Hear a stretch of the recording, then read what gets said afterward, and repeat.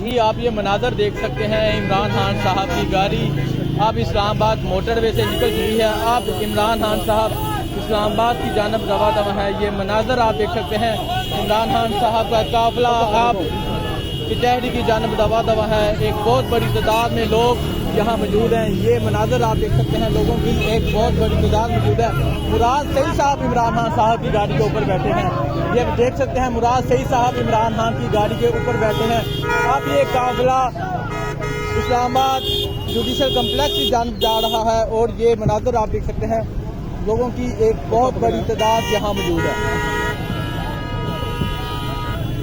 अब इमरान खान साहब का काफिला जा रहा है इस्लामाबाद कचहरी की जानब और ये मनाजर आप देख सकते हैं, लोगों की एक बहुत बड़ी तादाद इस काफिले में मौजूद है। अब इमरान खान साहब इस्लामाबाद कचहरी की जानब जा रहे हैं।